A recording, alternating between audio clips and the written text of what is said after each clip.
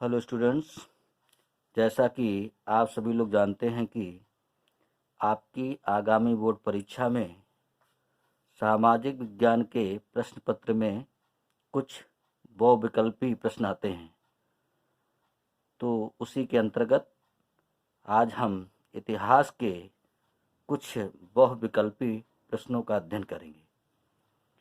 प्रश्न संख्या 1, फ्रांस में गणतंत्र की घोषणा कब हुई? इसके 4 विकल्प दिए गए हैं। पहला विकल्प सन 1815 में, दूसरा विकल्प सन 1830 में, तीसरा विकल्प सन 1848 में, चौथा विकल्प सन 1871 में। तो सही विकल्प इसका है सन 1815 में। प्रश्न संख्या 2, नेपोलियन ने नागरिक संहिता को कब लागू किया था? पहला एक विकल्प 1804 में, दूसरा विकल्प 1815 में, तीसरा विकल्प 1829 में, चौथा विकल्प 1841 में। तो सही इसका विकल्प है 1804 ईस्वी में नेपोलियन ने नागरिक संहिता को लागू किया था।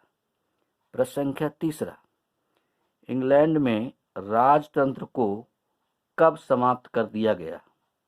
इसके 4 विकल्प दिए गए हैं।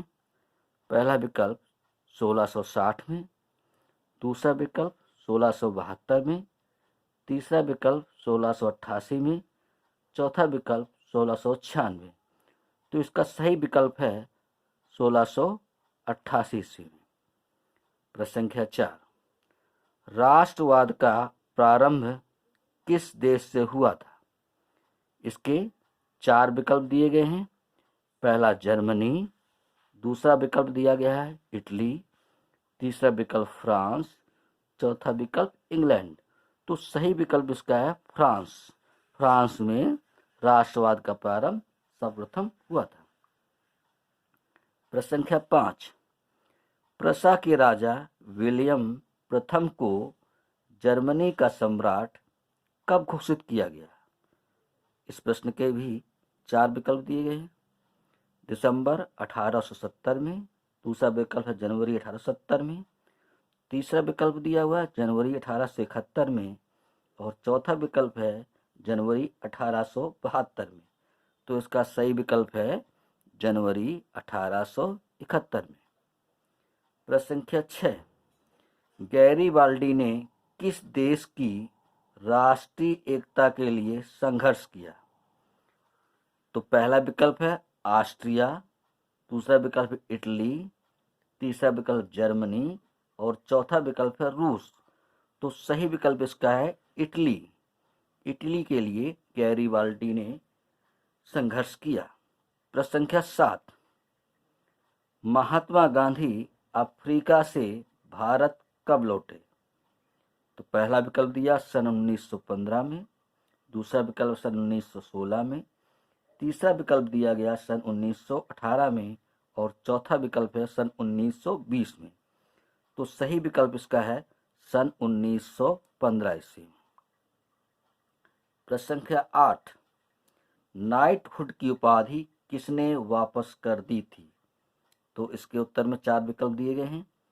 पहला महात्मा गांधी, दूसरा गोपाल कृष्ण गोखले, तीसरा रविन्द्रनाथ टैगोर, और चौथा लाला लाजपत राय।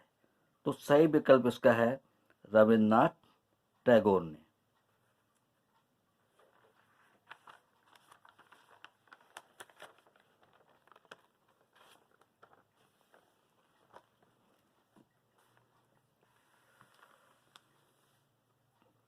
प्रश्न संख्या 9, साइमन कमीशन भारत कब पहुंचा?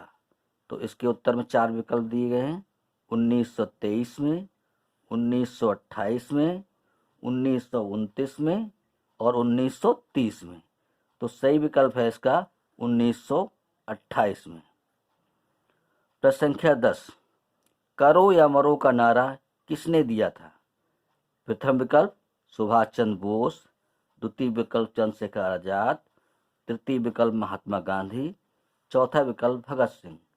तो इसका सही विकल्प है महात्मा गांधी जी ने दिया था करो या मरो का नारा। प्रश्न संख्या 11, सविनय अवज्ञा आंदोलन कब चलाया गया? इसके उत्तर 4 विकल्प दिए गए हैं। सन 1920 में, दूसरा विकल्प 1927 में, तीसरा विकल्प 1930 में और चौथा विकल्प दिया 1935 में।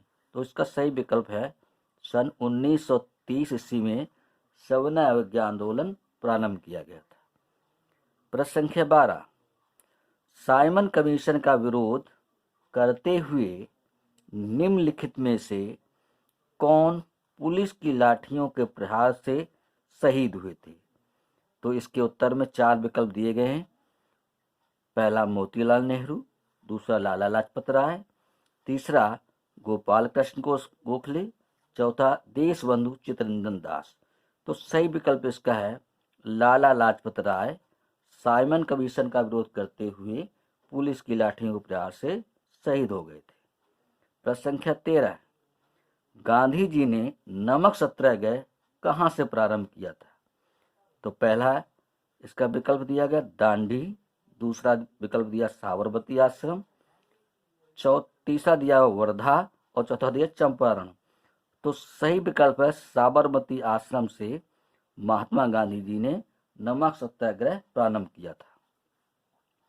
प्रश्न संख्या 14, असहयोग आंदोलन का नेतृत्व किसने किया? इसके उत्तर में 4 विकल्प दिए गए हैं। जवाहरलाल नेहरू, महात्मा गांधी, तीसरा दिया लोकमान्य तिलक और चौथा दिया हुआ है मोतीलाल नेहरू। तो सही विकल्प ये है कि महात्मा गांधी जी ने असहयोग आंदोलन का नेतृत्व किया था। प्रश्न संख्या 15, वंदे मातरम गीत के रचयिता कौन थे? तो इसके उत्तर में भी 4 विकल्प दिए गए हैं।